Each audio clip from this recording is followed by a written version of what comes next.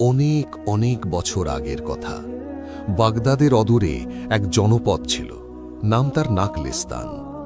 নামের মতোই জায়গাটা খেজুর বাগান, শস্য ক্ষেত, কুয়া আর ছোট ছোট মাটির বাড়িতে ভরা ছিল।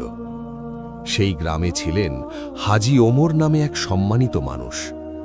আল্লাহ তাকে হালাল উপার্জন, খ্যাতি আর 2 ছেলে দিয়ে দুনিয়ায় ইজ্জত দিয়েছিলেন। বড় ছেলে জাফর ইবনে ওমর আর ছোট ছেলে সাবির ইবনে ওমর।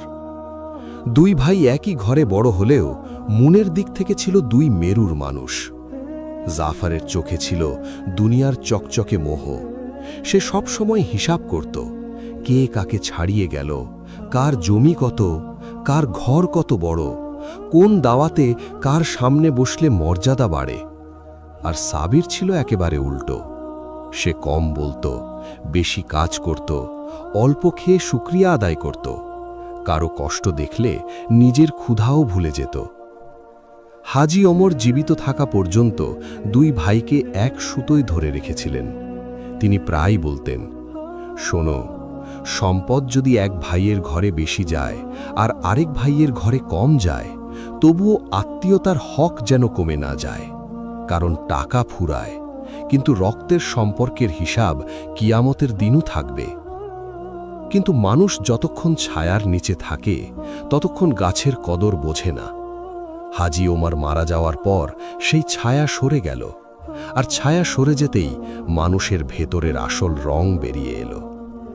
হাজি ওমর কিছু জমি, এক পুরনো দোতলা বাড়ি, একটা তেলের ঘানি, 2টো খেজুর বাগান আর কয়েকটা উট রেখে গিয়েছিলেন। শরীয়ত অনুযায়ী সম্পদ ভাগ হওয়ার কথা ছিল। গ্রামের ইমাম সাহেবও বলেছিলেন যে হকের অংশ যেমন আল্লাহ ঠিক করে দিয়েছেন তেমনি করেই ভাগ হবে। কিন্তু জাফরের মনে তখন অন্য আগুন। সে ভাবতে লাগল, এত বড় সম্পদ আমি সামলাবো আর সাবিরও সমান ভাগ নেবে? ও তো ব্যবসা বোঝে না, লোকসান করবে।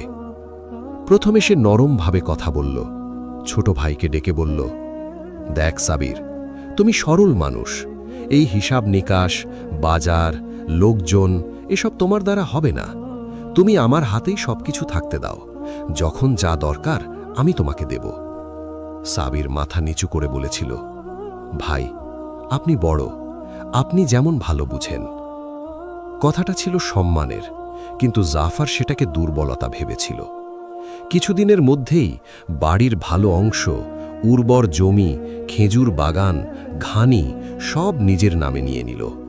সাবিরের ভাগে দিল গ্রামের প্রান্তে একটা ছোট ভাঙা মাটির ঘর আর কাকুর